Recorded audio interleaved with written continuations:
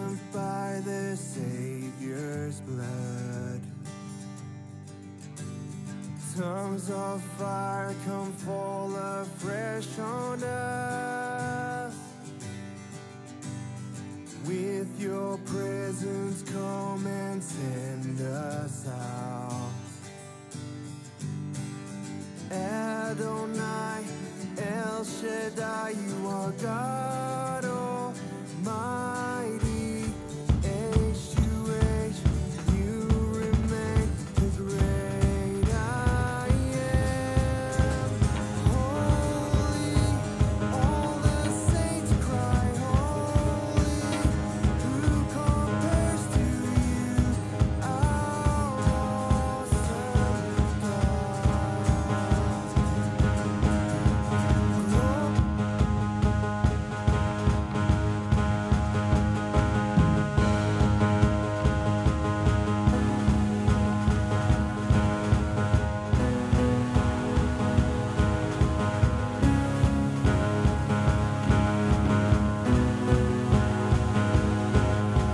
Good morning, church. It's alright. Welcome to Victory Balagtas. And it's alright. Again, clap our hands as we give praises and worship to our God this morning.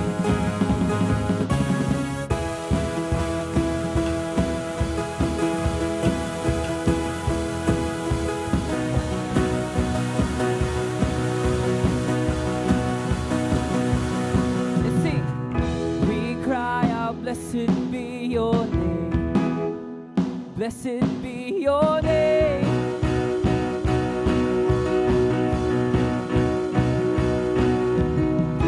Lord, you are worthy of all praise.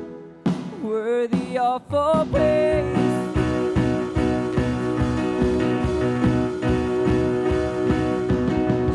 Lift our hands and raise our voices.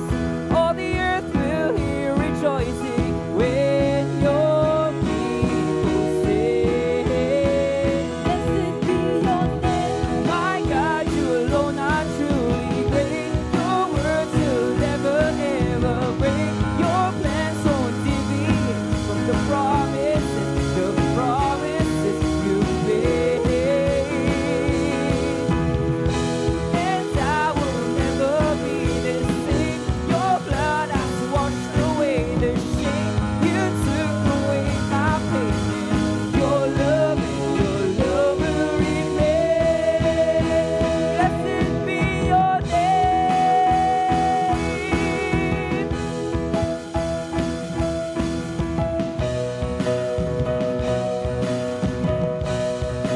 Come on, church. We sing, we cry out. We cry out, blessed be your name. Blessed be your name.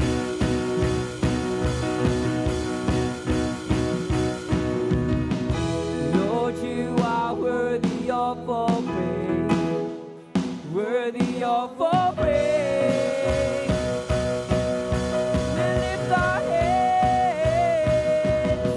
We lift our hands and raise our voices. All the earth will hear rejoicing when your people sing.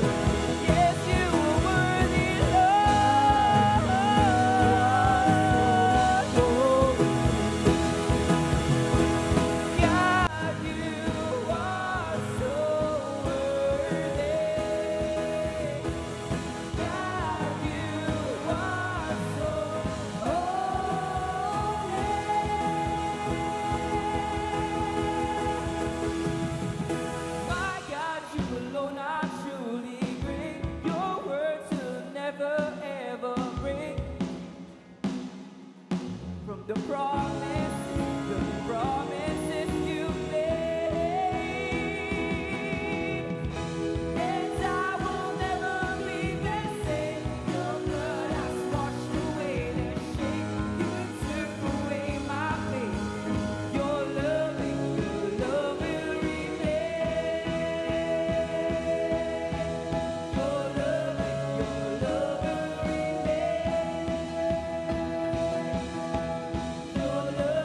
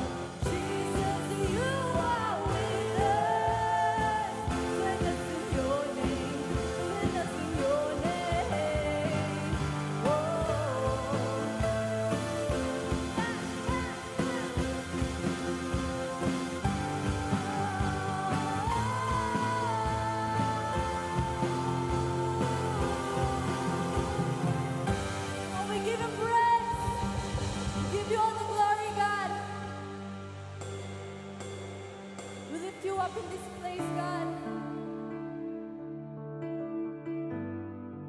It's just you that we're looking at right now. We're gonna follow you, God. We're gonna raise our voices as we sing your praise, God.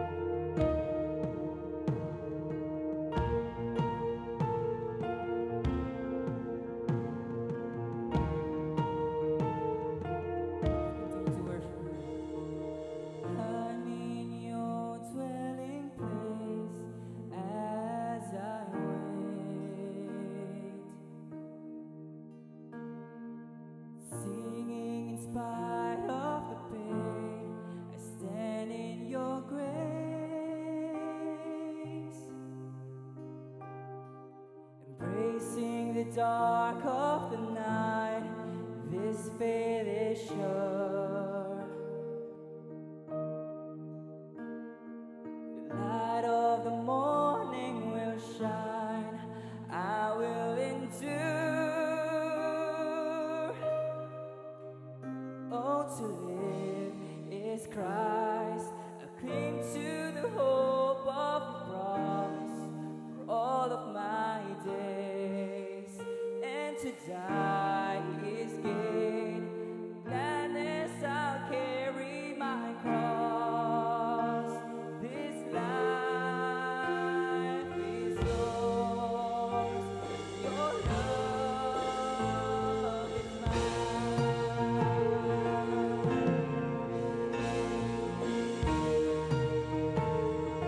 Lift our voices. Fill me with your delight.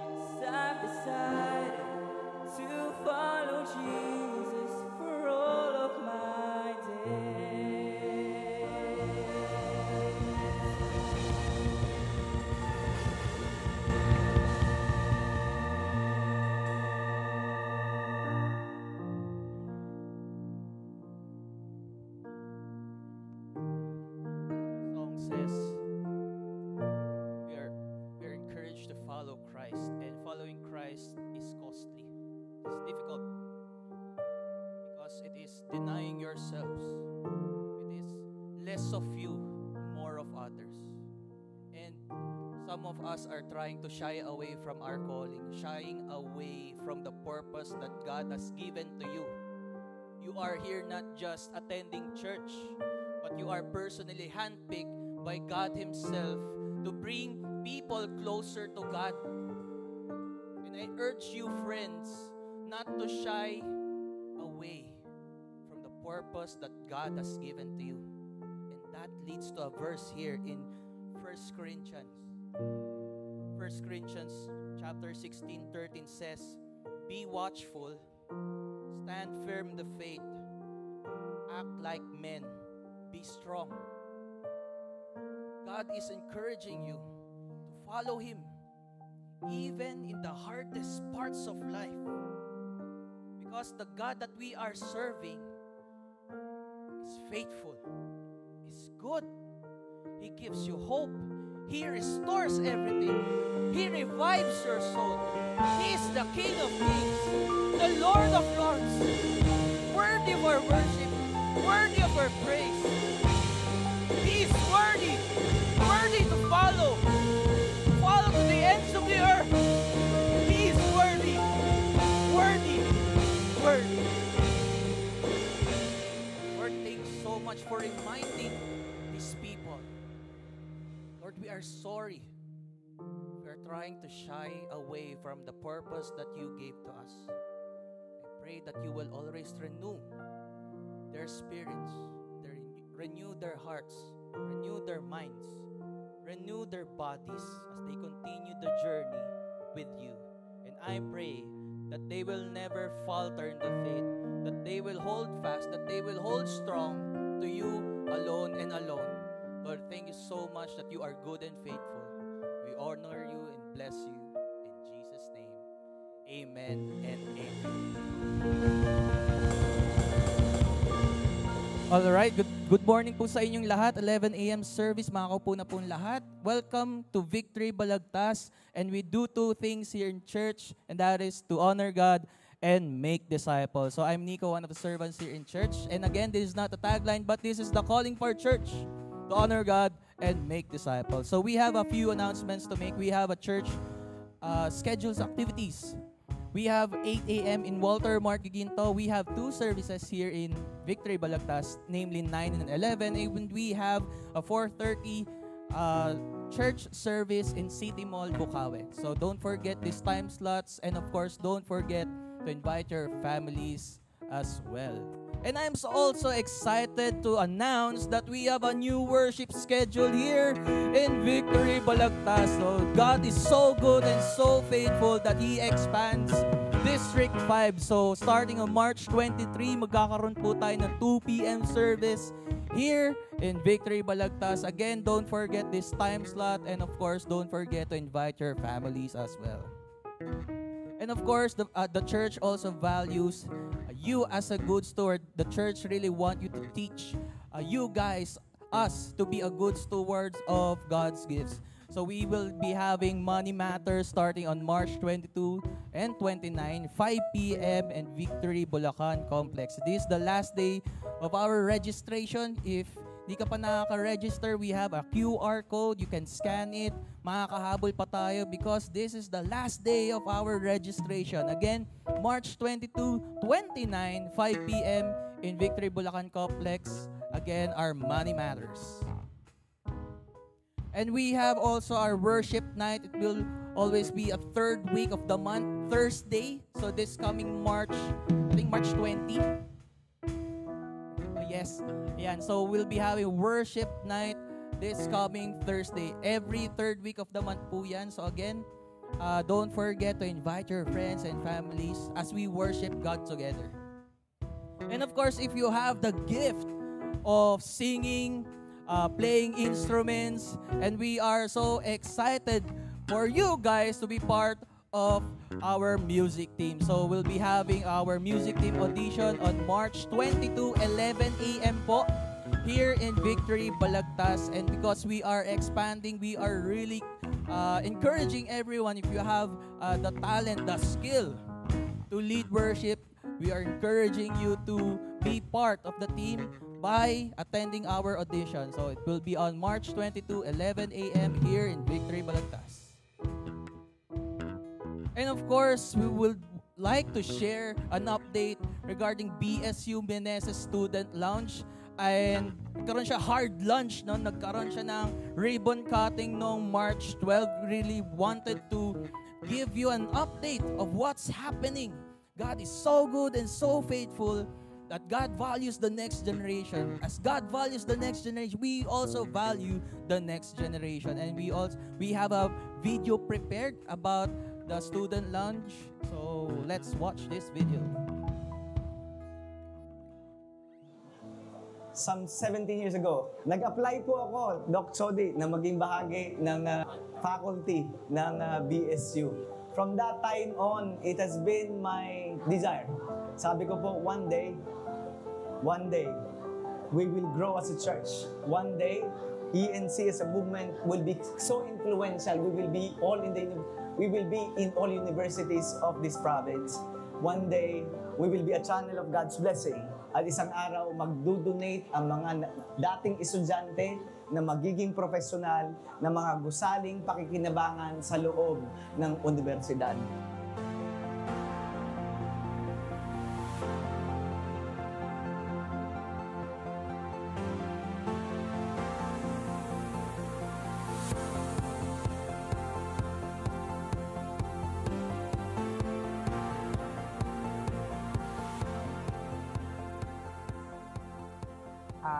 Kami po ay nagpapasalamat dahil isa po itong malaking tulong sa amin dahil meron na pong mapapag-stayan, meron na pong pupuntahan yung mga estudyante kapag vacant hours po nila. Dahil ito po yung magiging sentro ng kanilang espiritualidad. Pangalawa, ito po ay gagamitin ng Panginoon upang makapagbigay pa po ng napakadaming biyaya para sa mga estudyante ng Bulso Meneses Campus.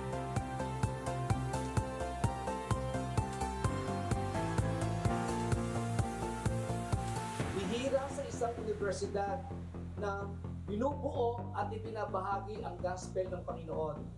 Anumang galing ng Bulacan State University, we cannot be able to achieve that accomplishment kung wala ang wisdom, understanding, at pangunguna ng Panginoon para sa atin.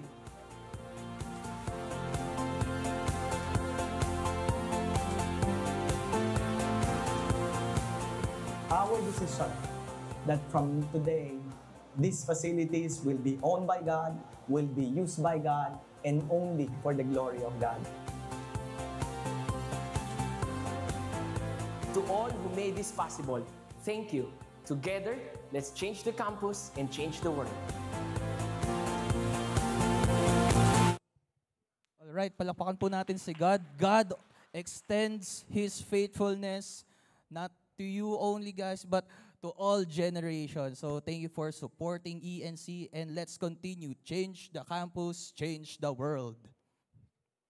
For our sacrificial giving, says here in 2 Corinthians chapter 8, verse 9,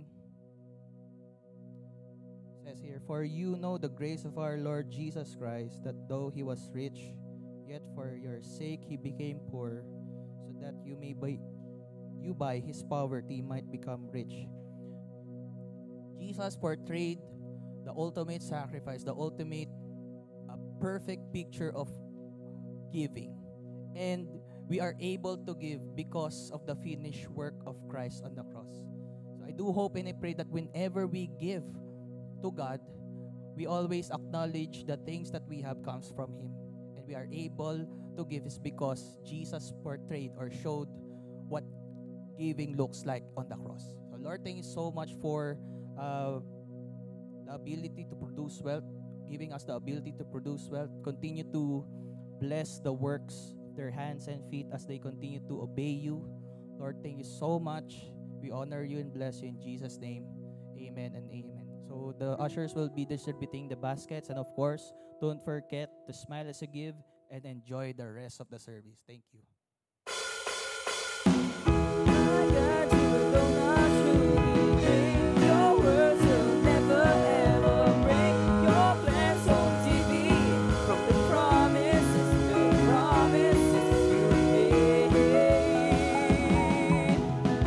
And I will never be the same. Your blood has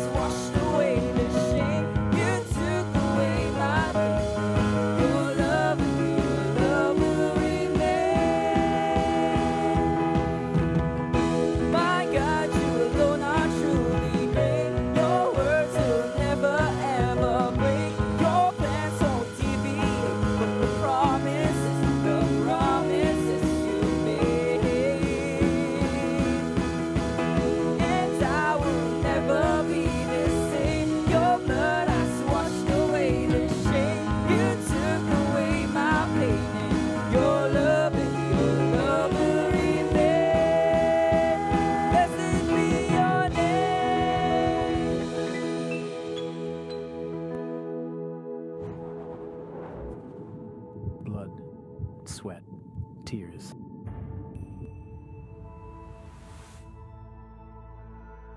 How far are you willing to walk? Are you ready for the distance?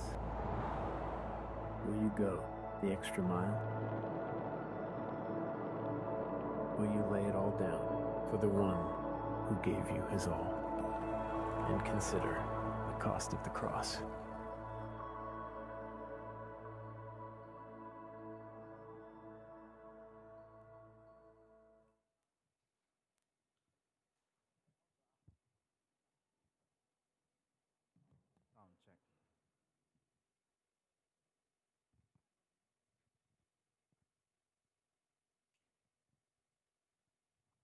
Tayo po tumayo para po sa pagbasa ng salita ng Diyos. Let's all, meron pong Bible sa tabi nyo. Samahan nyo po akong basahin para masulit naman yung Bible natin sa upuan. In John chapter 15, open your Bible in John chapter 15. We're gonna read John chapter 15 verse 18 to 27 and John 16 verse 1 to 4. Yeah. Okay. John chapter 15 verse, sabayan niyo po akong basahin. If the world hates you, know that has hated me before hated you. If you were of the world would love you as its own. But because you are not of the world, but I chose you out of the world, therefore the world hates you. Remember, the word that I said to you, a servant is not greater than his master. If they persecuted, they will also persecute you. If they kept my word, they will also keep yours. Next verse, but all these things they will do to you on account of my name, because they do not know him who sent me. If I had not come spoken to them, they would not have been guilty of sin. But no, they have excuse for their sin. And whoever hates me, hates my Father also. If I had not done among them the works that no one else did, they would not be guilty of sin. But no, they have sin hated both me and my Father. But the word that is written in their law must be fulfilled. They hated me without a cause. But when the Helper comes, whom I will send to you from the Father, the Spirit of truth, whom proceed from the Father, will bear witness about me. And you also bear witness because you have been with me from the beginning. And I have said all of these things to you, keep you from falling away. They will put you out of the synagogue. Indeed, the hour is coming, and whoever kills you will kill that he is offering service to God. That they will do these things because they have not known the Father nor me. But I have said these things to you, that when their hour comes, you may remember that I told them to you. This is the word of the Lord. Let's pray. Lord, we thank you for today. Lord, marami pong salamat sa umaga pong ito. And as we continue to study your word, I pray that you will give us the clarity of message of your word. Help us na mag-focus sa salita mo. I know marami kaming gagawin after this, but help us by the power of the Holy Spirit to understand kung ano yung mga bagay na pinapagawa nyo sa amin. In Jesus' name, amen and amen. Again, magandang umaga po sa inyong lahat. Makakaupo na po tayong lahat. Kung okay lang, kung pwedeng makahiram ng clicker, kung meron. Tapos, okay, palit lang ng mic. Medyo ma-echo.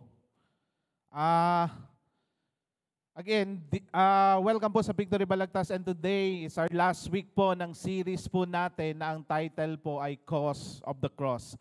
At sa series po na to ay pinag-uusapan po natin ano po ba talaga yung cause ng gospel. Ang ibig sabihin nito, there are times na meron tayong thinking na pag naging Kristiyano tayo, pag binigay natin yung buhay natin sa Panginoon, pag in-offer natin lahat-lahat ng meron sa atin sa Panginoon, meron tayong idea na lahat na mangyayari sa buhay natin parang smooth sailing, na parang walang problema, walang bagyo, magiging maayos lahat.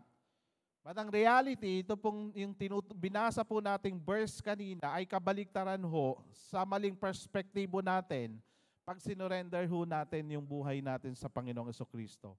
In this series, pinakita ho natin na yung pagiging disciple ni Jesus Christ, may cost po ito. At sometimes yung cost po nito ay hindi po natin nagugustuhan dahil kamukha ng binasa natin kanina na nagbigay ho ng warning ang Panginoong Jesucristo sa kanyang mga disciple na if anyone wants to follow Jesus, may mga tao talagang hindi magugustuhan yung paglapit mo sa Panginoong Jesucristo. And today, yung binasa po natin kaninang John chapter 15 para po mabigyan po tayo ng context.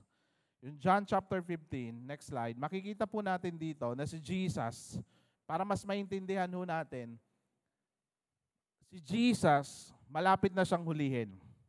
Hulihin na siya ng mga otoridad dahil galit na sa kanya yung Jewish community. Ito po yung time na malapit na po siyang i-persecute. Ito po yung time na malapit na po siyang ipako sa cross at pahirapan at mamatay sa ating mga kasalanan. So bago po siya hulihin ng otoridad, ginather po niya yung mga disciple niya. At yung binasa nating verse kanina, yun yung bang huling habilin. Kumbaga, ito yung pinaka-importanteng to summarize everything. Lahat ng ginawa niya, lahat ng tinuro niya, sinamarize na ni Jesus at ibinaba niya to sa kanyang mga disciple. But again, kung makikita po natin, merong pinaka-importanteng sinabi ho si Jesus Christ sa mga disciple po na ito. At mamaya babalikan ho natin yon. Pero nung ginather ni Jesus, yung mga disciple, alam niyo po yung tinuro niya? Yung tinuro po niya ay persecution. Ang sabi niya, dahil mahal niyo ako, mapapersecute kayo. Dahil binigay niyo yung buhay niyo sa akin, mapapersecute kayo. And when we talk about persecution, ang ibig pong sabihin po nito ay,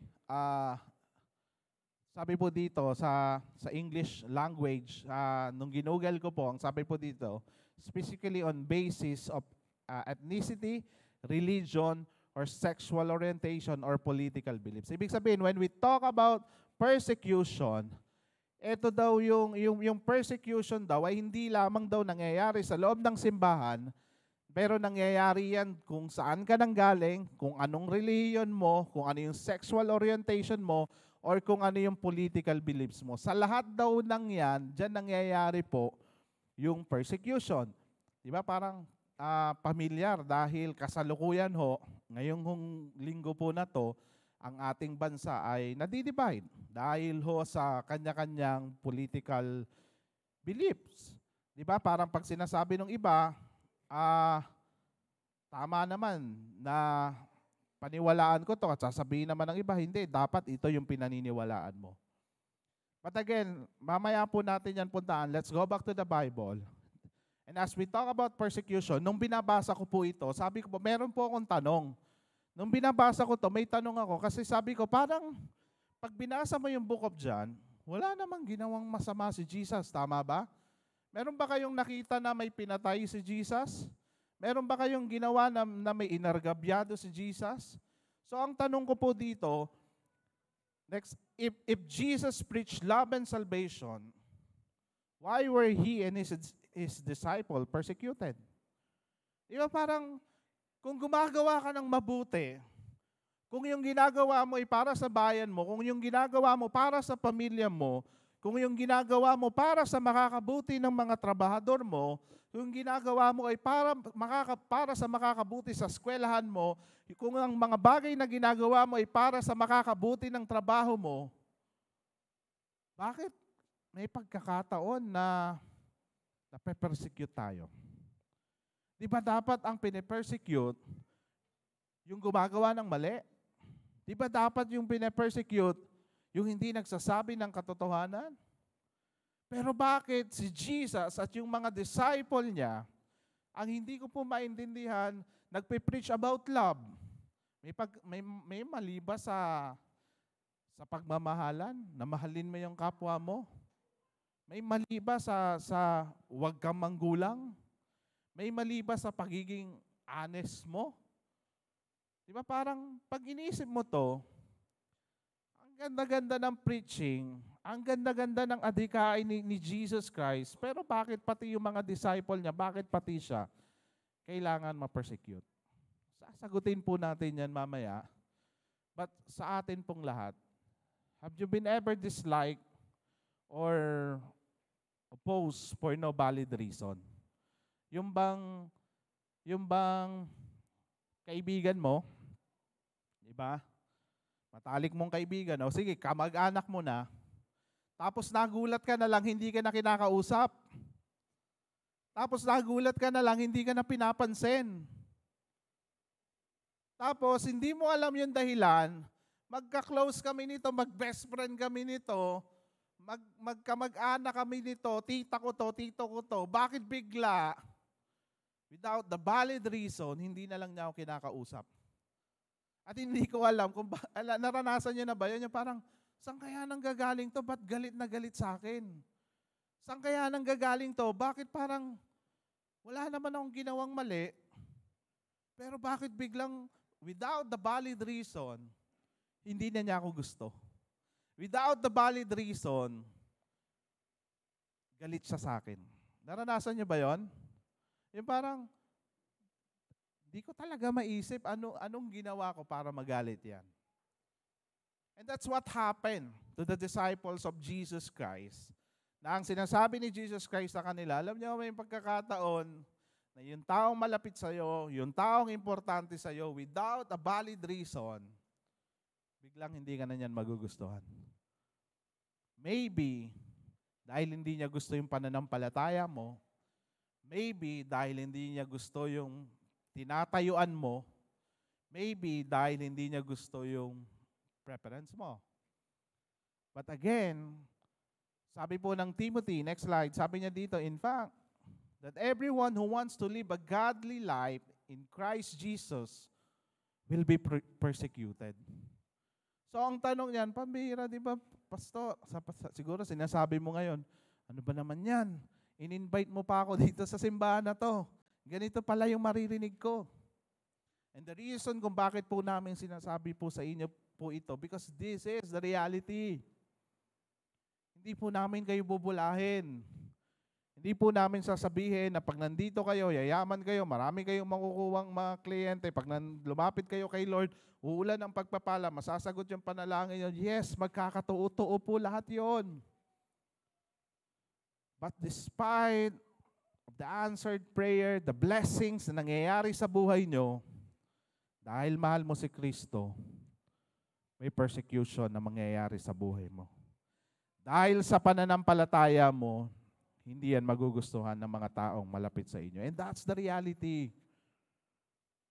That's the reality. When you follow Jesus Christ, dahil tumatayo ka sa tama, dahil nilalaban mo yung tama, dahil nagkakaroon ka ng prinsipyo, dahil naniniwala ka na hindi pwedeng maraming asawa, naniniwala ka na hindi pwedeng maraming mga kabataan na lalaki na walang tatay at nanay, maraming hindi magugustuhan yung ginagawa mo. At may magpa-persecute sa iyo. Ang tanong, gusto mo pa ba sundin si Jesus Christ? Despite of all of these things, pipiliin mo pa ba siyang makasama? Why does persecution happen? Kung wala ka namang ginagawang mali, why does persecution happen? Diba? Kamukha nga ng sinabi ko kanina, si Jesus didn't just preach love, but He preached truth that challenged heart. The reason kung bakit po may persecution na nangyayari, because si Jesus Christ, hindi lamang po niya sinasabi yung magagandang bagay, pero sinasabi niya yung katotohanan. At yung katotohanan ay na-challenge yung puso natin.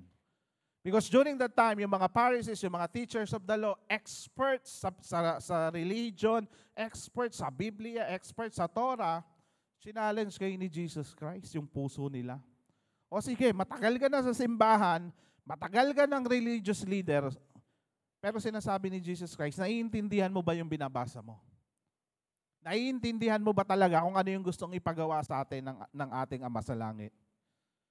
So si Jesus, every time na tina-challenge niya yung intention, yung heart ng mga religious leader na to, mas lalong dumadami yung persecution. So si Jesus, nung sinabi pa niya na Hindi nila matanggap eh. Why? Because hindi nila matanggap na si Jesus lang talaga yung totoong daan. Hindi nila matanggap na si Jesus lamang talaga yung totoong solusyon sa problema nila. Because in John chapter 14, sinabi ni Jesus dito that I am the way, the truth, and the life. That no one comes from the Father except through me. So ano nga pong ibig sabihin po nito? Nung sinabi to ni Jesus Christ, pambihira, away to, gulo na to.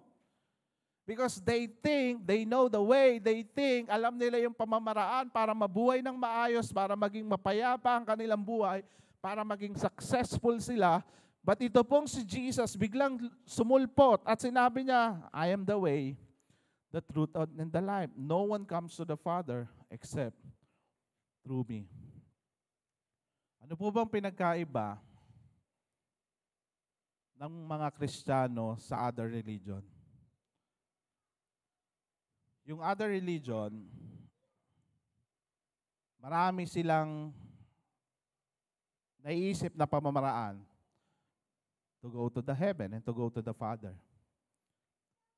And in other religion ay naniniwala po na if I have Jesus plus good works, I will go to heaven. If I have Jesus plus Saint Paul plus Saint John plus Saint Thomas, I will have a good life. If I have Jesus, napakaraming plus. Pero dito po sa statement po na to, ang sinasabi po dito, Jesus, period. Ibig sabihin, si Jesus is enough na. Si Jesus ay solusyon na sa lahat ng mga pangangailangan natin. Kaya nga po yung tarpaulin natin, di ba? Anong ginagamit natin pag may mga event tayo? Jesus, period. Because naniniwala po tayo na si Jesus ay enough na sa buhay natin. But the problem is this, hindi po ito matanggap.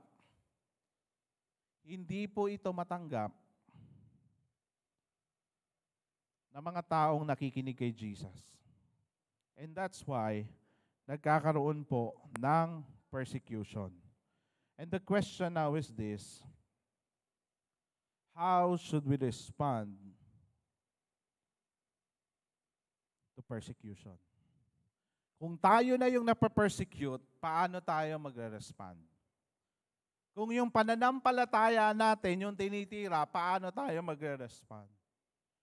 Kung sinisira na niya yung paniniwala natin, yung pananampalataya natin sa Diyos, kung binabash na tayo sa social media, kung may nagsasabing mali yung pananampalataya natin, kung may nagsasabing mali yung Diyos na pinaglilingkuran natin, paano po tayo magre-respond sa persecution?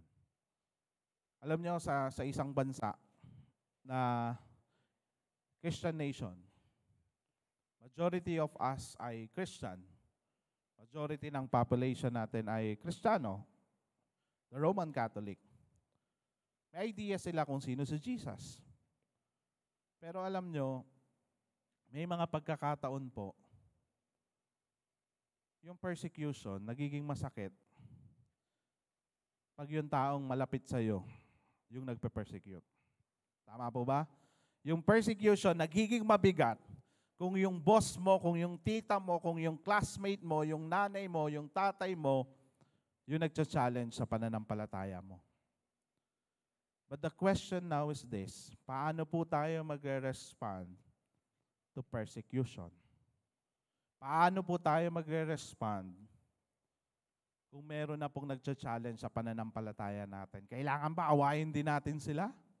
Kailangan ba gumawa tayo ng vlog? Kailangan ba gumawa tayo ng social media para awayin yung mga nang-aaway sa atin? Para awayin yung mga hindi naniniwala kay Jesus? Let's look at the Bible. Tingnan natin kung ano yung tinuro ni Jesus Christ sa mga disciple niya. Tingnan natin ngayon kung ano yung mga binili ni Jesus Christ sa disciple niya. Kung paano magre-respond to persecution. Nawala yata yung slide, Chris. Point number 1 is this.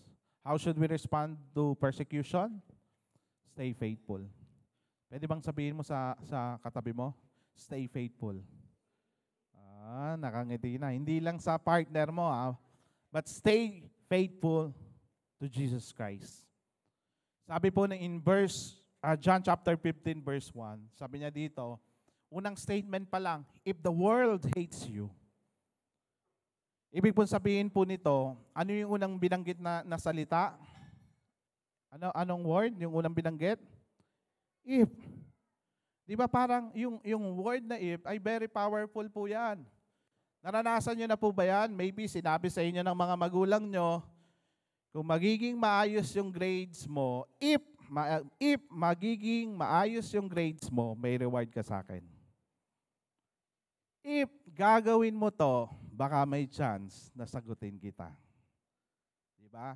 If gagawin mo to, baka may chance na yumaman ka. If isusurrender mo lahat ito, baka may chance na magbago ka. Ibig sabihin, yung word po na if, ibig sabihin, lalim po ng meaning yan. At si Jesus po, ito po yung sinasabi niya sa mga disciple.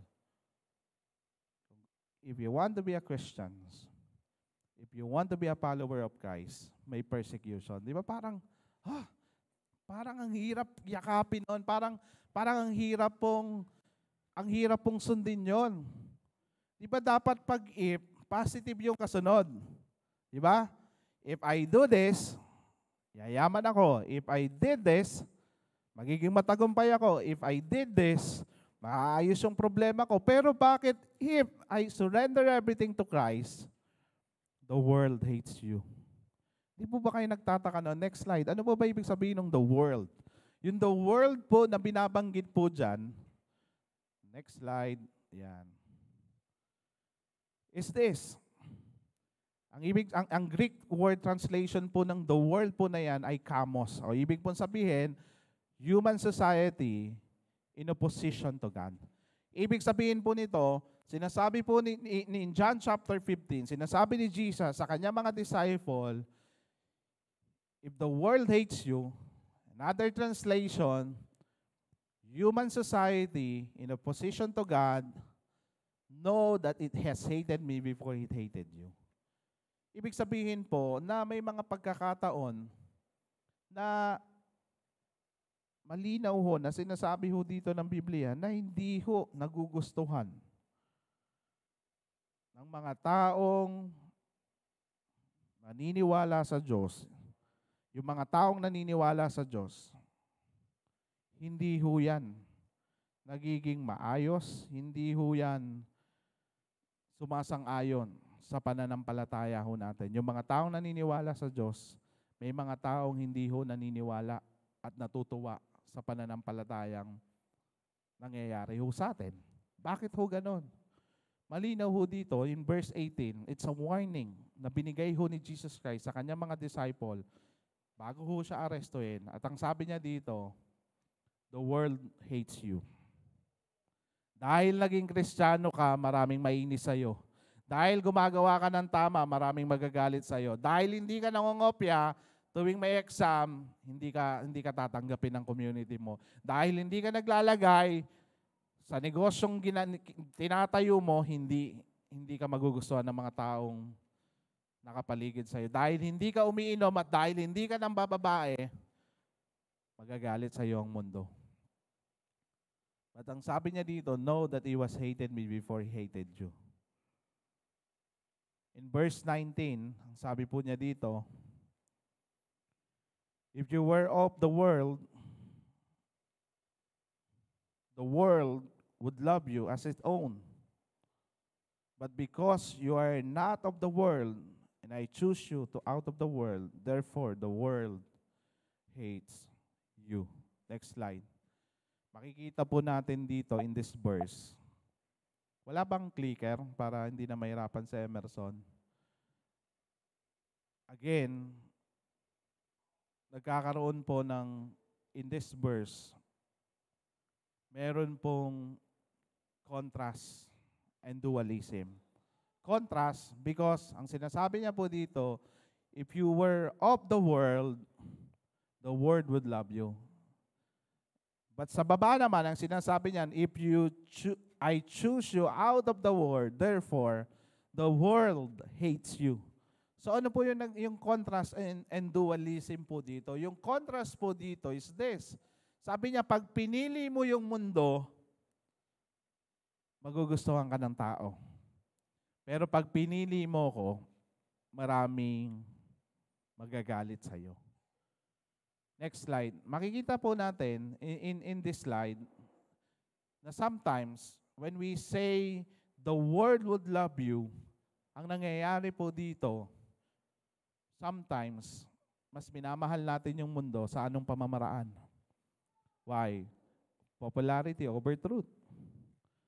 Mas importante sa'yo na maging popular ka kaysa tumayo ka sa katotohanan. Mas importante sa'yo yung likes at shares at yung sinasabi ng social media kaysa sinasabi ng Biblia.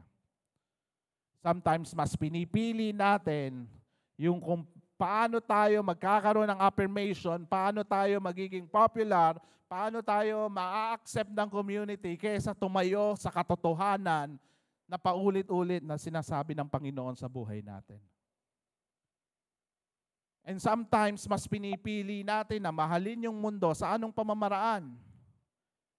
Na mas pinipili natin yung material na bagay, mas pinipili natin yung pagiging successful natin sa maling pamamaraan. And sometimes, nagko-compromise po tayo kahit alam po natin na nasasaktan ho ang Diyos. And that's why in this verse, makikita natin if you were of the world would love you. And this is Jesus is saying to all of us today.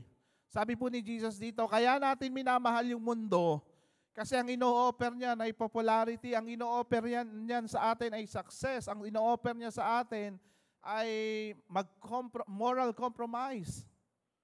Di ba parang ang sarap doon, di ba? Lahat ng tao pinupuri ka, lahat ng tao tinitingala ka, kilala ka sa community nyo, successful ka, lahat ng mga bagay, lahat ng gusto mo, nabibili mo. At higit sa lahat, kahit mang babae ka, pwede, kahit 3 asawa mo, pwede. Kaya ano nangyayari? Minamahal natin yung mundo. Pero ang sabi ho dito ng Biblia, I choose you, therefore, the world will hate you. Why? Kasi iba yung pamamaraan ng Diyos. Ang gusto ng Diyos, nagiging pagpapala ka. Ang gusto ng Diyos, hindi ka nagiging pabigat. Ang gusto ng Diyos, wala kang ibang itinataas kung hindi ang pangalan niya. Ang gusto ng Diyos, walang ibang nagiging bida sa buhay mo kung hindi lamang siya. Ang gusto ng Diyos, hindi ka nare-recognize pero ang tinataas mo ang pangalan niya. And that's why, napakahirap hong maging Kristiyano. Dahil pag gumagawa ka ng tama, pinagtatawanan ka. Pag gumagawa ka ng maganda para sa kapwa mo, para sa bayan mo, para sa opisina mo, kinamumunghi ka. And even sa pag-share ng gospel, gusto mong ikalat yung kabutihan ng Diyos, gusto mong mag-one-to-one, gusto mong mag-victory group, gusto mong i-invite yung mga taong mga malapit sa iyo dahil alam mo na tinatawag ka ng Diyos para mabago yung buhay mo at yung pagbabagong natatanggap mo sa Panginoon. Gusto ng Panginoon na ikwento mo to sa iba. Gusto ng Panginoon na magpakatotoo ka. Gusto ng Panginoon na ikalat mo ang kabutihan niya. But again, the world hates you. At anong gagawin natin kung may persecution? Ang tanong, anong gagawin natin? Jesus, ang tanong, anong gagawin natin kung lahat ng tao ay galit sa amin? Anong gagawin namin ngayon? Anong gagawin natin ngayon kung they hate us? Hindi nila gusto yung ginagawa natin. Alam niyo po ang sinasabi ho ng Panginoon, next slide is this. Stand firm in faith. God's approval is worth more than the world's applause.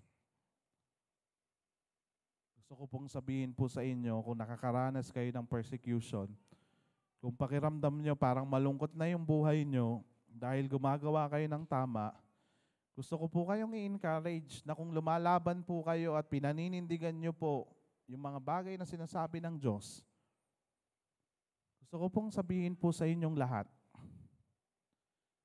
Sinabi ko po ito sa mga leaders natin, Victory Group leaders natin ng convergence nila. Ito po yung sabi ko po sa kanila. Higit na mas mahalaga ang well done, good and faithful servant ni Lord kaysa sa anumang palakpak ng mundo. Again, higit na mas mahalaga ang well done, good and faithful servant ni Lord kaysa sa anumang palakpak ng mundo. Because sa huling hantungan ho ng iyong buhay, lahat ho tayo'y haharap sa Kanya. Hindi naman ho niya tatanungin kung gaano ka naging successful sa mundong to. Kung ilan yung followers mo, kung ilan yung likes mo, kung ano yung binuo mo sa mundong to. Ang measurement po ng success ng Panginoon ay faithfulness. At isa lang yung sasabihin natin sa atin ng Diyos. Well done, good and faithful servant. Higit na mas mahalaga ang well done, good and faithful servant ni Lord kaysa sa anumang palakpak ng mundo. And that's why hindi po ito madali. Hindi po ito gusto ng mga taong naniniwala kay Lord. But in verse 21 is this. But all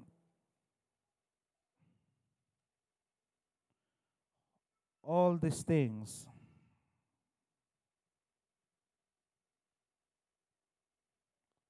basahin natin in verse 21. All these things they will do to you on account of my name, because they do not know him who sent me. If I had not come and spoken them, they would not have been guilty of sin. But no, they have no excuse for their sin. Whoever hates me hates my Father. Ibig sabihin po nito, ang sinasabi po ni Jesus Christ dito,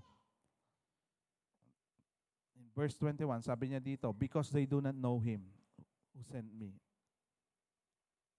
And that's why, in verse 23, ang sabi dito, whoever hates me, hates my Father also. Ano pong ibig sabihin po nito? Sinasabi ho ni Jesus Christ dito na there are times na may mga taong i-challenge yung pananampalataya natin. There are times na may mga taong hindi maniniwala sa mga pinapaniwalaan natin. But sabi niya dito, but whoever hates me, hates my Father also. So ano pong sinasabi po ni Jesus Christ dito? Ang sinasabi niya po dito, the reason kung bakit hindi nila gusto yung mga bagay na pinaniniwalaan natin, the reason kung bakit hindi nila gusto yung mga bagay na ginagawa natin, because they don't know the Father. Alam niyo po ba yung kasabihan na ignorance of the law excuse no man? Ibig sabihin po nito, hindi po kasalanan ng isang tao na hindi niya alam yung batas. Hindi mo pwedeng sabihin sa pulis na, sorry, hindi ko naman alam na pwedeng mag-drive na walang lisensya. Hindi mo pwedeng sabihin sa pulis yun. Pag naharang ka ng checkpoint, hiningan ka ng lisensya, hindi mo pwedeng sabihin, bakit? Di ko naman alam na nasa batas pa yan. Kaya may kasabihan, yung ignorance of the law, excuse no man. Hindi problema ng pulis kung hindi mo alam na kailangan ng lisensya pag nagdadrive. Pag nahuli ka, kahit hindi mo alam yung batas at lumabag ka sa batas, anong gagawin sa'yo? Uhulihin ka. In the same way, sinasabi po dito ng John chapter 15, ignorance of God leads to the rejection of Jesus. Guys, kaya galit ka sa pananampalataya namin, kaya hindi sila naniniwala sa pananampalataya natin, kaya hindi mo naiintindihan yung ginagawa ng Diyos sa buhay ng bawat isa ng taong nandito ngayon. Why? Because you don't know Him. Ignorance of God leads to the rejection of Jesus. Kaya tayo nakaka-receive ng rejection.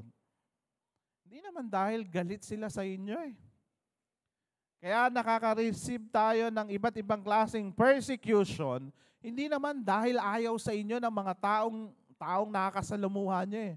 The reason kung bakit tayo pinapersecute because they don't know God. And that's why our role as a church is to remain faithful to preach the Word of God. Wag po nating tingnan na inaatake ito tayo. Hoy, inaatake tayo, magtulungan tayo, awayin natin itong lahat. Wag pong ganon. The reason kung bakit nila tayo inaatake, the reason kung bakit may persecution yung mga Kristiyano, the reason kung bakit nakakaranas tayo ng iba't ibang klaseng rejection, because they don't know God. And that's why as a Christian, sinasabi ni Jesus Christ sa mga disciple niya, may need for you guys to preach the gospel, to preach yung mga tinuro ko sa inyo, to preach yung mga aral na tinuro ko sa inyo. Kasi kung hindi kayo magsasalita, if you don't preach the gospel, maraming mga henerasyon na makakaranas ng persecution. Kaya nung binabasa ko to, I thank God sa mga nauna nating misyonaryo, sa mga disciple ni Jesus Christ. Sila talaga sumalo ng persecution. But because nakarating yung salita ng Diyos sa Pilipinas, nakakapag-service tayo ng maayos. But again, hindi ko sinasabing wala ng persecution, but darating talaga sa panahon na yung mga taong hindi nakakaintindi kung ano ang kayang gawin ng Panginoon sa buhay nila, yun yung mga taong magre-reject sa atin. And point number 2 is this. What will we do kung may persecution? Rely on the Holy Spirit. In verse 26, sabi niya dito, syempre, nung narinig ng mga disciple yun, pambihira yan. Kala ko naman, puro miracle yung si Peter, laging napapahamak yun kasi siya lagi yung spokesperson eh. Kaya lagi siya yung nasasabihan na, get behind me, Satan. Kaya lagi siya yung parang napapahamak kasi lagi siya yung spokesperson. And during that time, kung ako yung mga nakakarinig nun, parang ang sakit. Nasasabihin mo sa akin, Jesus, kala ko puro miracle, kala ko answered prayer. Tapos, hindi mo man lang sinabi na may persecution pala. Hindi mo man lang pinaliwanag sa amin na may ganito pala. So ngayon, nagugulat sila ngayon sa mga naririnig nila. Maybe, some of them ay nadi-discourage na. But in verse 26, sabi niya dito, but when the Helper comes, whom I will send to you from the Father, the Spirit of truth, whom proceeds from the Father, He will bear witness about me. Anong sabi niya dito? When the Helper comes, sino po ba yung helper na binabanggit po dito? When the Helper comes, ito po ay Parakletos, refers to the Holy Spirit. Ibig sabihin po nito, when the Helper comes to your life, when the Holy Spirit comes to your life, ang sabi niya dito, meron ka daw counselor, may comforter, may advocate, may healer. So ano pong picture po nito sa mga Kristiyano? Ano pong picture po nito para sa atin? There are times po na may mga bagay na pinapagawa sa iyo ang Panginoon pero hindi mo kayang gawin. There are times na nasa opisina po kayo, parang may tension sa opisina, hindi nyo alam kung ano yung solusyon na gagawin nyo sa kumpanya nyo, sa negosyo mo. But when you ask the Holy Spirit, we don't know what will happen, we don't know the answer, but gave us a message, gave us a word. And the Bible is saying to us, when the Holy Spirit comes, whom I will send to you from the Father, the Spirit of truth, whom proceeds from the Father, He will bear witness about me. So ang sinasabi niya dito, in every challenges ng pagiging Kristiyano natin, in every rejection, in every persecution, may Spirit na nag-guide sa atin. May Holy Spirit na handang i-comfort ka. May Holy Spirit na ready kang bigyan ng wisdom. May Holy Spirit na ready kang gabayan, not just a wisdom, but to give you directions. Ibig sabihin, yes, may persecution, yes, may opposition, yes, may mga hindi naniniwala sa atin, but sa oras na kailangan natin ng tulong, may Holy Spirit na pinagkaloob po sa atin ng Diyos. Yung hindi mo na alam yung gagawin mo sa buhay mo, but when the Holy Spirit speaks, when the Holy Spirit comes to you, i-refresh ka, bibigyan ka ng direction. Yung hindi mo alam yung sasabihin mo, bibigyan ka ng word of knowledge. Yung hindi mo alam yung direction na tatahakin nyo ng inyong pamilya, ng inyong bansa, ng inyong community, anuman yung ginagawa mo, when the Holy Spirit comes, may milagrong nangyayari. And I think ito po yung pinaka-best thing na mangyayari ho sa buhay ng isang Kristiyano na mag-rely sa Spirit ni God. Yes, nag-aaral po kami upang lumalim ho ang aming kaalaman sa Biblia. Yes, nag-a-attend po kami ng iba't ibang klaseng seminar. Yes, meron po kaming mga equipping class. Pero wala hong makaka-replace yung saya ng pagiging Kristiyano. Na sa oras na napapersecute ka, na sa oras na hindi mo alam yung gagawin mo, na sa oras na hindi mo alam kung saan ka papunta, may helper na pinapadala sa'yo. Ano pong picture po nito? I remember, nung ako po yung nagpapastor, hindi ko po alam na ganito po itong kahirap. Hindi ko po alam na wala akong nagsabi sa akin na pag nagpastor ka, maraming magagalit sa'yo, maraming hindi makakaintindi sa'yo, maraming magbe-betray sa'yo, yung kaibigan mo na malapit, yan pa rin yung makakaaway mo, yung mga binuhusan mo ng oras, mawawala yan sa simbahan. Parang ako, kung alam ko lang to nung una, wala na sanang ganon. But I thank God. Because in every challenges na nangyayari sa akin, hindi not just a pastor, but bilang isang asawa, bilang tatay sa aking mga anak, I thank God because of the Holy Spirit. The other day, may tumawag po sa akin, Pastor, hindi ko na po alam ang gagawin ko sa buhay ko. So bakit? Nasa ICU po si tatay. Dahil siguro siya yung may pera sa pamilya. Ako po yung pinagde-decide kung itutuloy pa po ba namin, kung mabubuhay si tatay o hindi, kung tatanggalan ho ng tubo sa ICU. Sabi ko, ano pong maipapanalangin ko sa inyo? Gusto ko po, Pastor, ikaw na ang mag-decide. So sabi ko, pambihira yan. Hindi ba pwedeng prayer lang si Pastor? Hindi ba pwedeng dadalawin lang namin kayo, pero bakit dumating sa point na kailangan ko mag-decide kung mabubuhay o mamamatay yung tatay mo? Because sabi po sa akin ni Lord, kinamit mo pa si Lord. But ang sabi ko sa kanya, I don't want to decide without the help of the Holy Spirit. So sabi ko, let's pray and let's ask the Holy Spirit for a direction. So we pray. Then ito na yung ito yung inimpress sa atin ni Lord. Gather all your families and speak this word. Tapos, in short, magkakaroon sila ng peace. Tapos ito yung sabihin nyo sa tatay nyo because ang faith ko naririnig ka niyan. Patay man siguro yung isip niyan, pero yung tenga niyan buhay. Then, sabi ko, and then, right after that,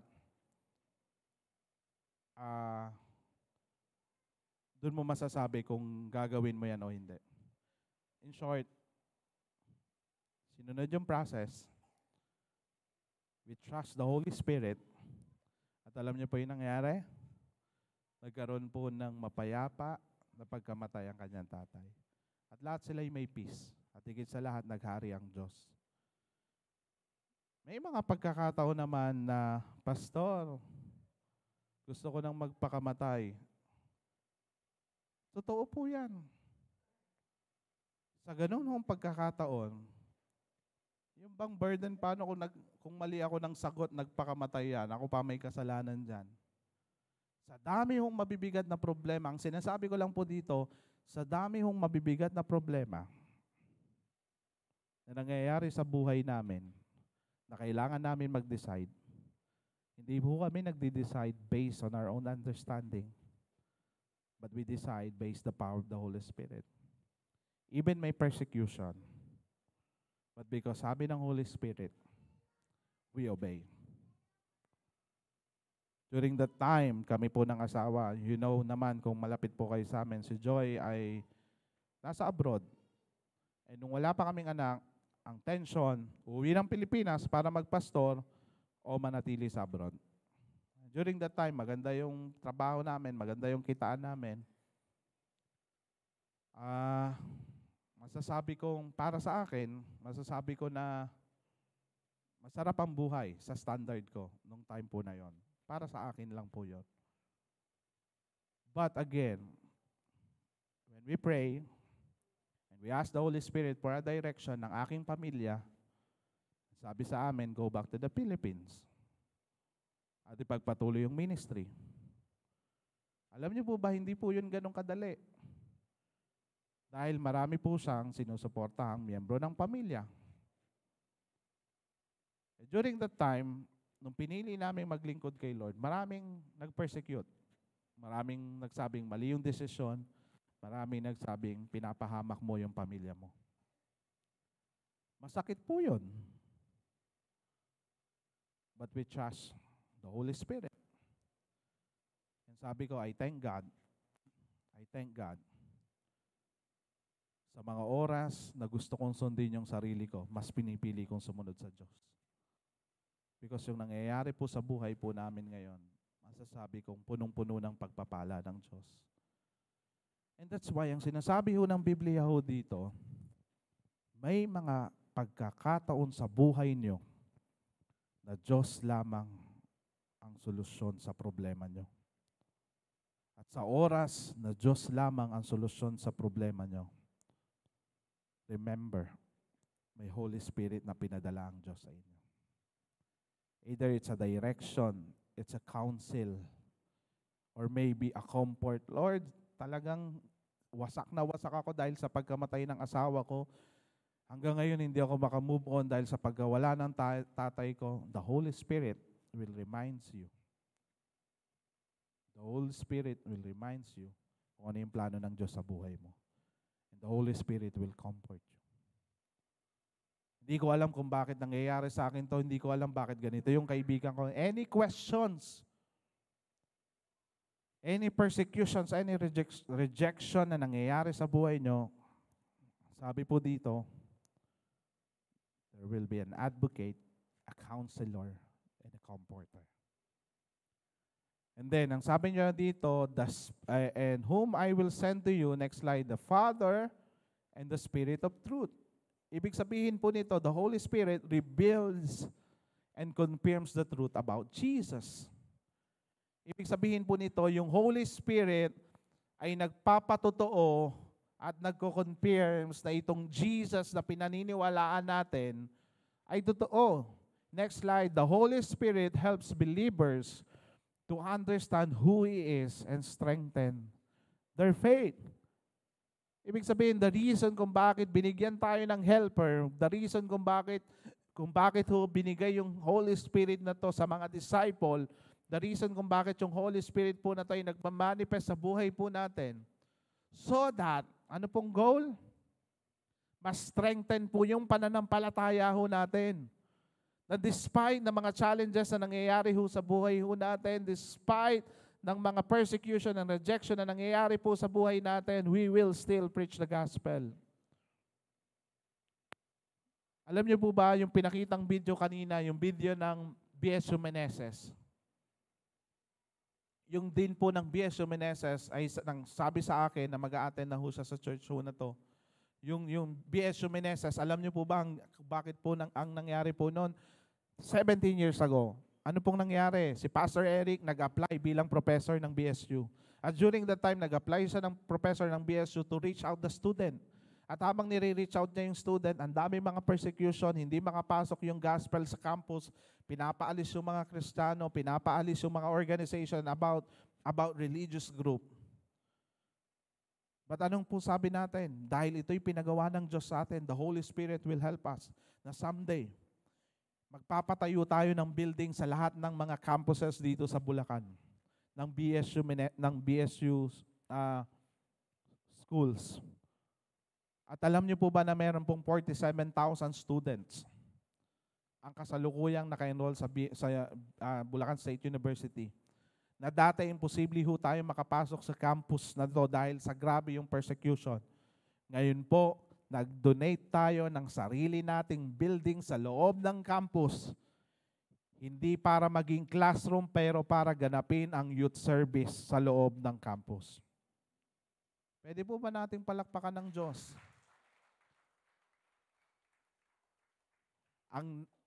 Kung may mga marami po tayong mga BSU teacher sa Meneses.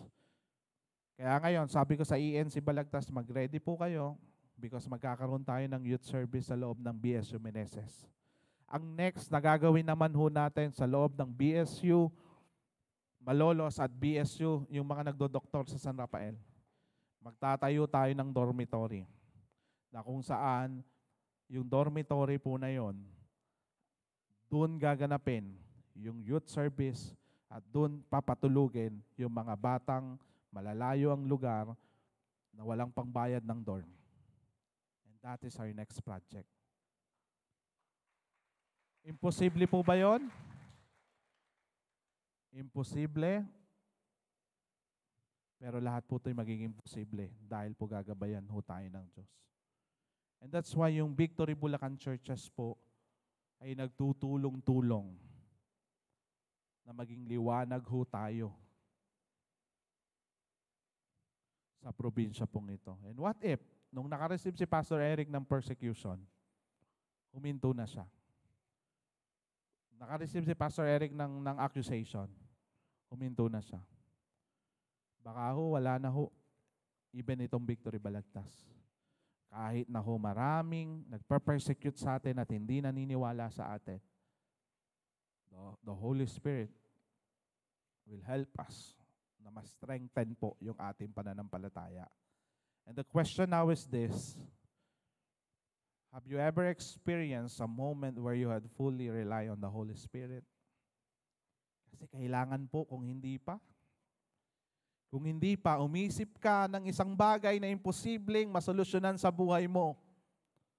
At ang kailangan mo lang gawin, rely on the Holy Spirit. Maniwala ka. Diyan lalakas ang pananampalataya mo. Hindi po tumaas yung pananampalataya ko dahil po ako isang pastor. Hindi po ako yung inborn na man of faith agad. The reason kung bakit ho tumataas yung pananampalataya ko, because every day I rely on the Holy Spirit. Yung mga imposibleng bagay, nagiging posible. Yung patay na, nabuhay pa. Yung wala ng pag-asang manalo, nanalo pa. Yung wala ng pag-asang magkabati, nagkabati pa. Yung may mga malalang sakit at sinasabi ng doktor na hindi na gagaling at mamamatay na ng maaga, but because of the power of the Holy Spirit, every day nagiging witness po ako kung gaano ho ka-faithful ang Diyos. Sino po dito gusto niyo pong tumaas ang faith po niyo? Wala hong tumataas ang faith ng nanunood lang. Ang tumataas ho ang pananampalataya ay ina-apply ang sinasabi ng Diyos. Imposibleng mangyari to. Sabi ng doktor, imposible ako magkaanak, but because of the power of the Holy Spirit, magkakaanak ako. Imposibleng ma-break yung curse sa pamilya ko. Imposibleng umunlad kami. Imposibleng yumaman kami. But because of the love and the power of the Holy Spirit, mabe-break po ito. Imposibleng maging successful ako, but because of the Holy Spirit, magkakaroon po ito ng katagumpayan. Again, friends, have you ever experienced a moment where you had fully relied on the Holy Spirit? It's time for you to rely on the Holy Spirit.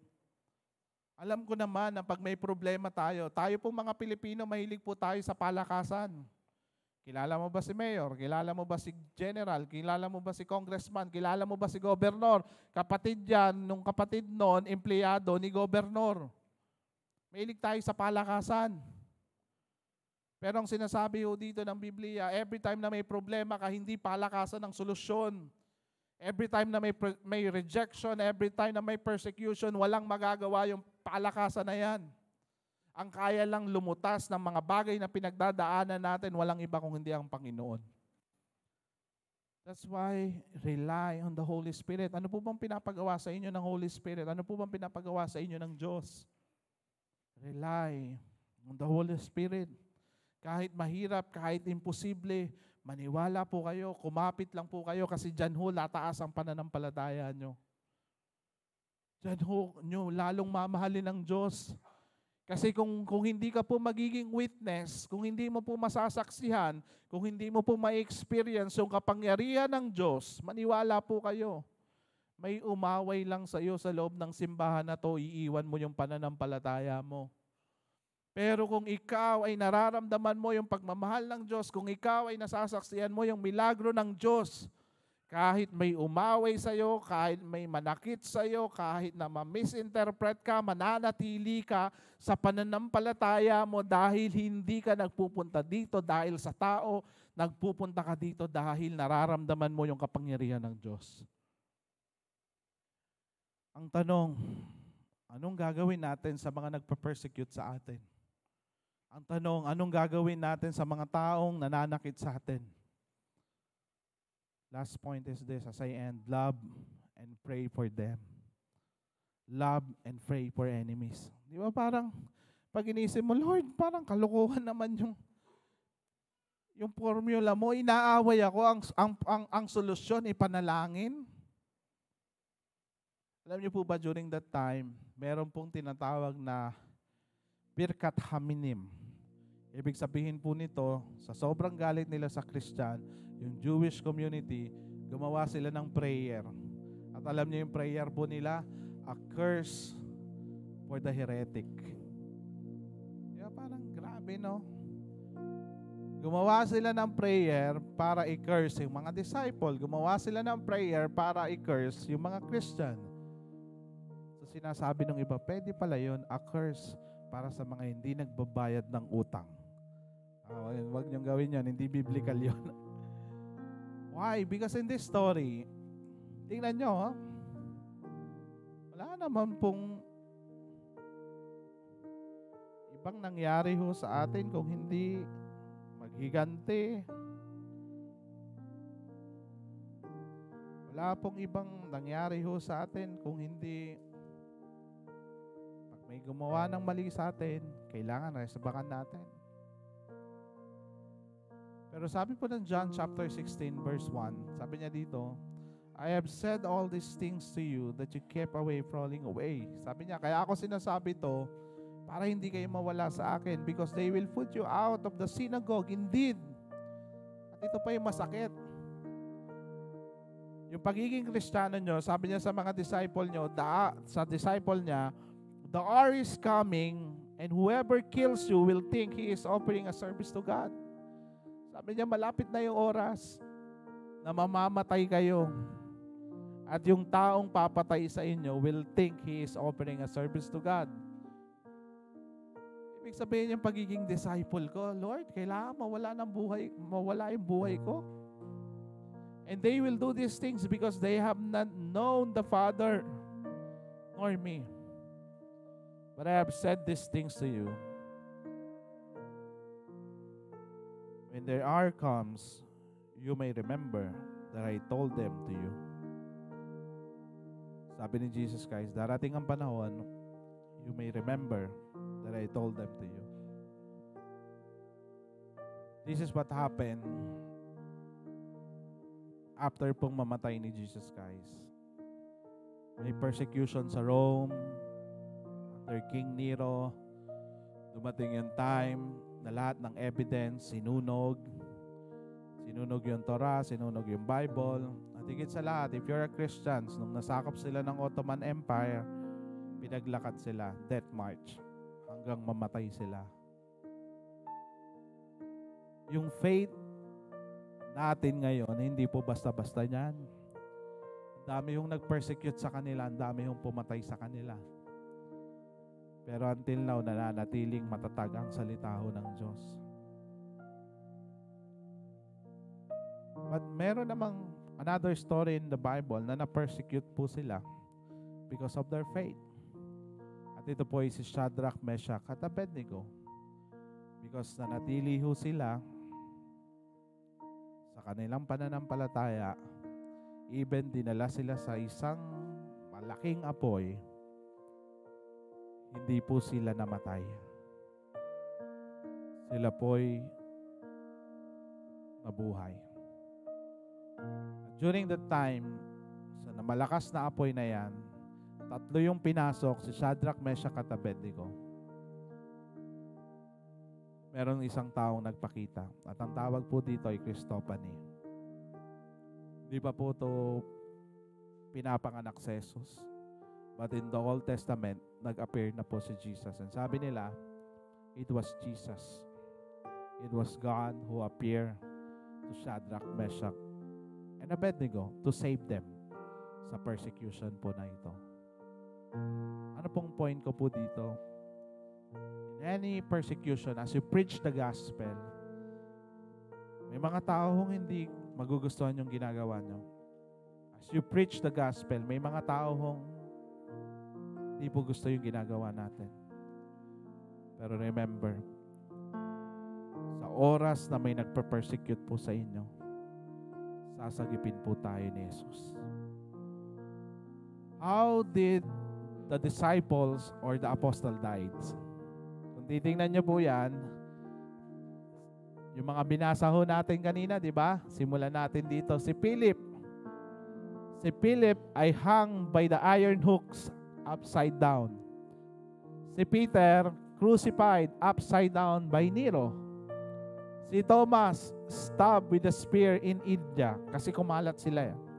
Do you know na yung disciple ni Thomas from India, nakarating po yan hanggang buong part ng Asia, kaya nakarating sa Pilipinas. If you study the church history, si Thomas ang nagdala ng gospel sa atin. James, beheaded in Palestine. Simon, crucified in Persia.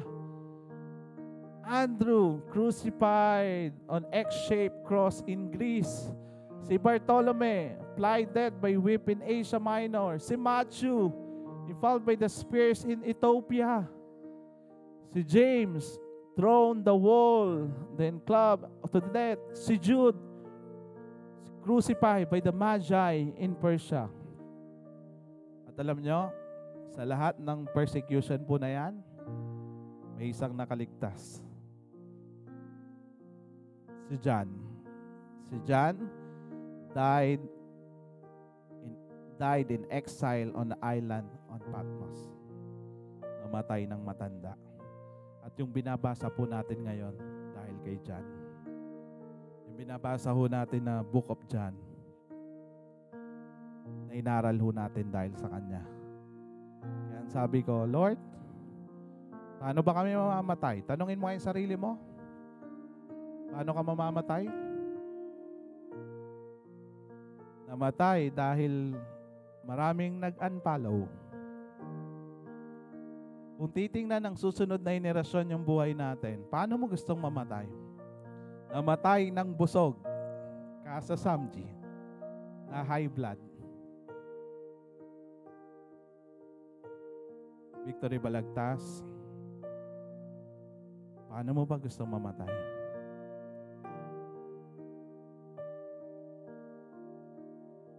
I hope and I pray, balang araw ang susunod na henerasyon, namatay ako ng matanda na naglilingkod kay Kristo.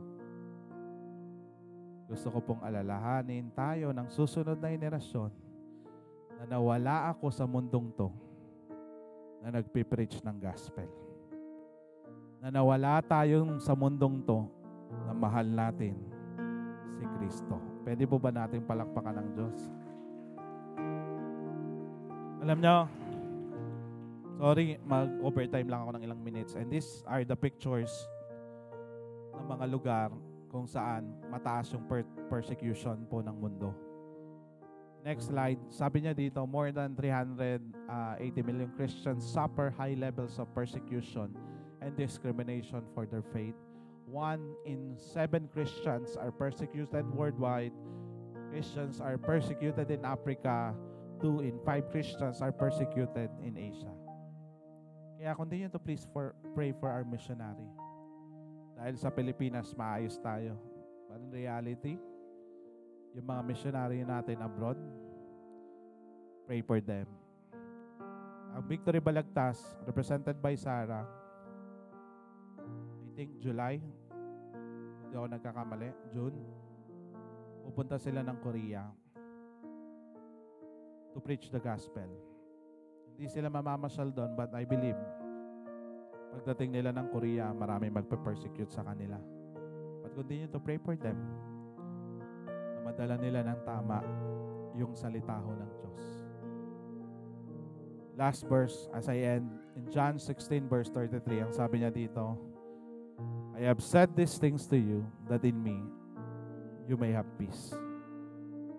This is Jesus. In the world, you will have tribulation. But take heart, I will overcome the world. If He overcame, so will we. Kung kinaya ni Jesus, sabi niya sa mga disciple niya, kaya niyo rin yan. Buong linggo, sobrang, to be honest, na-stress, light frustration o na-stress. Hindi ko alam kung anong tawag doon. Because of what happened to our nations. Sobrang down na down po ako noon. Hindi po dahil wala po akong pinapanigan na Duterte ka ba, Marcos ka ba, o kakamping ka ba. Pero nagdudugo po yung puso ko. Hindi sa mga naglilid ng bansa natin, pero sa mga Pilipinong nakatira sa Pilipinas. Grabe yung division sa Pilipinas. Alam niyo po ba, pag divided po tayo, huwag na po tayong magyabang na sumabak sa gera, maniwala kayo, ubos agad tayo. Nadurugo po ang puso ko because hindi po tayo nagkakaisa-isa. Pag tinignan niyo yung history, simulan niyo sa kay Marcos, pinatalsok ng mga Aquino. Tapos yung nakaupo na yung mga Aquino, may nagpatalsik din sa kanila. Nung nakaupo na si Ramos, pinatalsik na. Nakaupo naman si Erap, pinatalsik din si Erap. I mean, pag tinignan niyo yung presidente natin, history ng Pilipinas, kung may bagong presidente, ang agenda niya, pabagsakin yung dating administrasyon. Nakaka-proud po ba yun? Nakaka-proud po ba yun na ang number 1 agenda mo ay pabagsakin yung previous administration?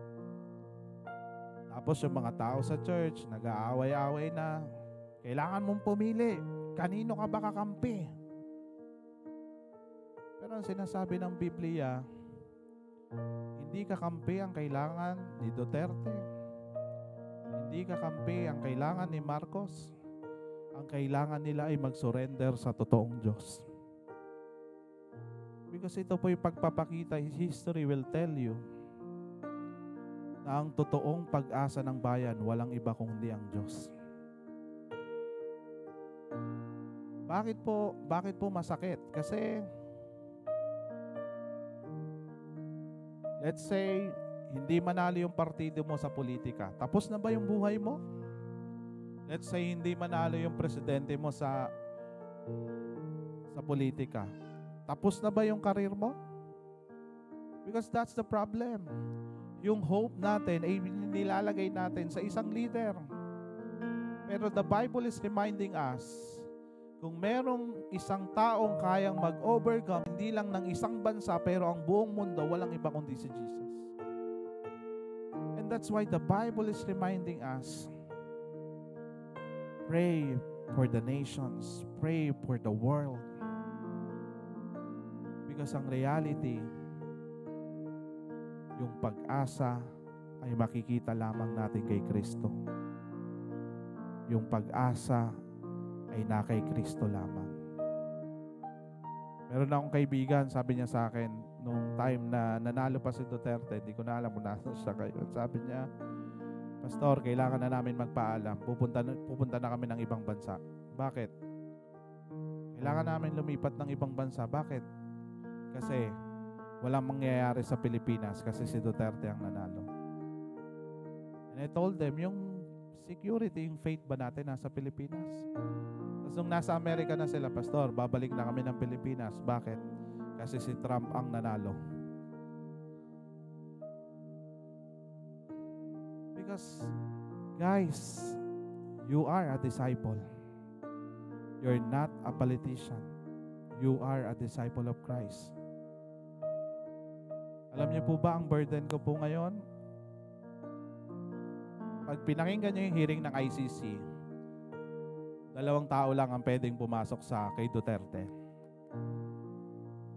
Yung kanyang yung pastor, imam, o pare, at lawyer. Religious leader at lawyer niya. Kung ako mabibigyan ng pagkakataon, sasabihin ko lang sa kanya, sa oras na nandyan ka ngayon, balik ka sa Diyos. Dahil totoo ang Diyos. At ang Diyos lamang ang may kayang maglagay at magtanggal sa hari. At ang Diyos lamang ang kayang magbago ng buhay ng tao. Because ang win po na mangyayari ho sa ating bansa, hindi ho yung makauwi si Duterte ng Pilipinas, hindi ho yung mapatunayan mo na mali yung ginawa ng administrasyon. Ayun nga ho ang problema eh. Jesus, when you look at Jesus, never siyang nag-take sides. Yung leadership ni Jesus, never siyang nag-take sides. But us, Christians, ang masakit po na nangyayari po sa atin ngayon, ang totoo lang, Christians versus Christians. Hindi po tayo kaaway. Tayo po dapat ay nagkakampi-kampihan. Because ang nakikita nyo, ay problema ng politika pero hindi nyo nakikita yung problema ng ekonomiya. Hindi nyo nararamdaman pa yung nangyayaring world war trade ngayon sa mundo. Alam nyo po ba, may nabasa po akong article na in few months time, magkakaroon ng worldwide recession. Ibig sabihin, kung may kamag-anak ka sa ibang bansa, malaki yung chance na mawala ng trabaho. Yun po dapat yung pagtulungan nating ipanalangin na hindi sila mawala ng trabaho. Nakakalungkot because Christians versus Christians. Pero when you look at the Bible, isa lang ang kaaway nila, demonyo. Pwede po ba, starting today, wag po tayo magpa-divide sa politika? Dahil ang pag-asa po dapat ng buhay natin ay Diyos. Pwede po ba bilang isang simbahan, ipanalangin natin sila? Because ang sabi ng Biblia, every time na may persecution, anong reaction natin? Pray and love them. Kaya mahirap maging Kristiyano. Maybe, yung iba sa inyo, hindi na kayo babalik next week. Why? Because hindi ako nag-take sides. Dahil wala akong ibang kakampi kung hindi si Jesus lang. Walang ibang magdidikta ng bansang ito kung hindi si Jesus lang. Walang ibang magdidikta ng buhay natin kundi si Jesus lang. And during that time, I'm so discouraged. But kahapon, we went to Victory Jubel.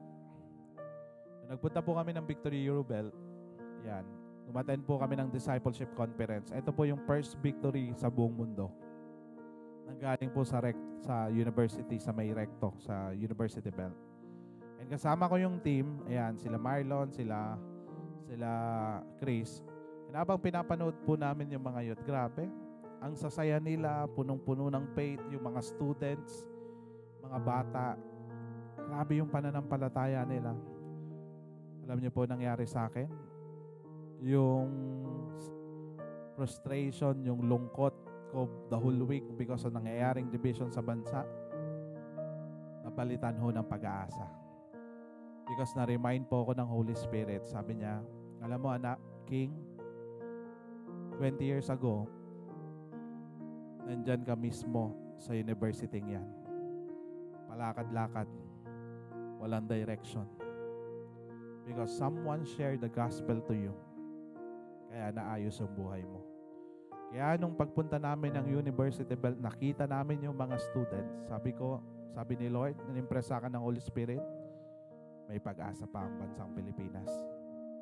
Because yung mga kabataang yan, ay gagamitin ko para sa susunod na henerasyon, susunod na leader ng bansang Pilipinas. Marami ng Biko Soto. Marami ng mga righteous leader. Alam niyo po ba kung gaano ka-powerful yung University Bell? Doon ho lahat nanggagaling, lahat ng superstar. From media, to government, to sports, lahat yun nanggagaling sa University Bell. At kung yung mga student na yun ay makikilala ang Diyos, yung nararanasan natin ngayon, hindi na mararanasan ng susunod na henerasyon. Kaya po ngayon pong tanghali pong ito, na-remind po ako ni Lord at kinorek po ni Lord ang puso ko. As long na may nare-reach out na kabataan, may pag-asa ang Pilipinas. And that's why as a Christian, may persecution na mangyayari sa atin because mamahalin mo ang Diyos. Panalangin ko po sa inyo, huwag ka pong susuko at bibitaw sa iyong pananampalataya. Because the Holy Spirit will always there to guide you and help you. Can we all stand up? Let's pray. Lord, we thank you for today. Lord, marami pong salamat. Maraming salamat, Panginoon, because you remind us na hindi ho maging madaling mabait, hindi ho maging madaling maging Kristiyano. Because dahil sa pananampalataya namin, maraming mga tao mawawala sa amin. May mga pagkakataon na yung mga kamag-anak namin ay madi-discourage sa pananampalataya namin. But Lord, bigyan mo kami ng Holy Spirit. Sa oras na nadi-discourage kami, sa oras, Panginoon, na nawawalan kami ng pag-asa, Lord, encourage mo kami. Because ang reality, Panginoon, hindi na namin kaya. Sometimes yung bigat ng problema sa mundo pong ito. Lord, maraming salamat for reminding us today. Hindi naman namin kailangan suluhin yung problema. Na hindi naman namin kailangan ipasan yung mundo. Nandyan ka pala para gabayan kami. Ang kailangan lang namin, Panginoon, ay ialaw ka na maging witness kami ng kapangyarihan mo. Lord, today, anuman yung persecution na matatanggap namin, anuman, Panginoon, yung rejection na matatanggap namin sa buhay namin, hindi namin sila kailangan patulan dahil yun ang iyong sinabi. Ang kailangan namin, ipanalangin at mahalin sila. Lord, bigyan niyo po kami ng kalakasan because kung magre-rely lang kami sa aming kalakasan, Panginoon, hindi namin to magagawa at hindi namin to kakayanin. But thank you, Panginoon, for giving us the Holy Spirit. Because kahit imposible, mahalin ang hindi ka mahal-mahal, magagawa namin. I pray that you will bless niyo po yung mga taong nandito ngayon. I pray, Lord, saan man po silang magpunta, Panginoon, gabayan niyo po sila. Lord, ingatan niyo po ang kanilang mga trabaho, ang kanilang pag-aaral, ang kanilang mga negosyo, ang kanilang pamilya. At kung sino man po, Panginoon, yung nakakaranas ngayon ng persecution sa kanilang pamilya, I pray na paulanan mo po sila ng iyong pagmamahal. At kung sino man po, Panginoon, yung naghahanap ng milagro ngayong umaga pong ito, I pray, Panginoon, na ma-witness nila ang kapangyarihan mo, Panginoong Jesus. Lord, maraming salamat. I pray, Panginoon, na walang bibitaw sa pananampalataya. Lord, na next week na yung mga tao na nandito ngayon, Lord, makikita ko pa rin sila, not just the next week, but also in the next year, Panginoon. Lord, na hindi po kami agad babagsak sa problemang pinagdadaanan namin. Na hindi po namin agad kayo tatalikuran kahit na hindi na namin kaya. Lord, mananatili kami matatag sa aming pananampalataya dahil Ikaw, Panginoon, ang pag-asa ng aming buhay at ng aming bayan. Panginoon, patuloy po kayo maghari sa amin. Lord, as we wrap up this series, huwag po kami matakot mag-persecute. Huwag po kami matakot na ma-judge. Importante, kinakalat namin ang kabutihan mo. Can we all raise our hands to Jesus Christ as we wrap up this series? Lord, habang tinataas po namin ang aming mga kamay, convince them, Holy Spirit, they need to tell the good news. Madali lang naman yan. Kwento lang nila kung paano ka bago mo sila binago. I pray, Panginoon, anumang persecution mangyayari sa buhay nila, hindi po sila aalis sa pananampalataya sa iyo. Bless them, Lord, in Jesus' name. Amen and amen. Let's all worship God.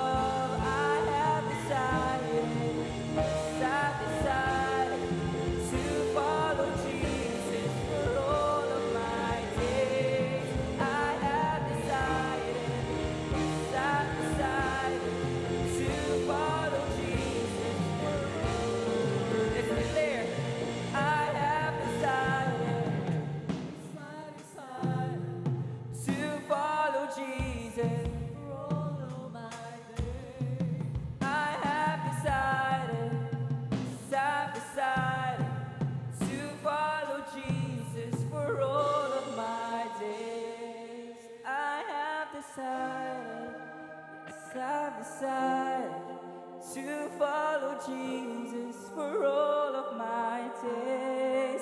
I have decided, yes, I've decided to follow Jesus for all of my days.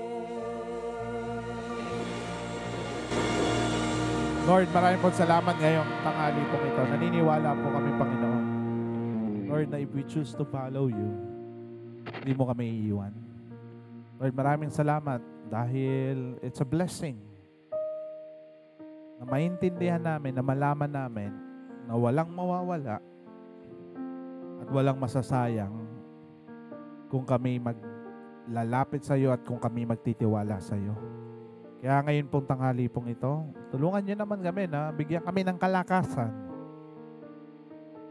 na huwag nang huminto, na umasa at manampalataya sa iyo.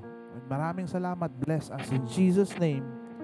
Amen and amen and amen. Again, maraming salamat po sa inyong lahat at magkita-kita po tayo next week at patuloy po nating ikalat ang kabutihan ng Diyos. Ingat po.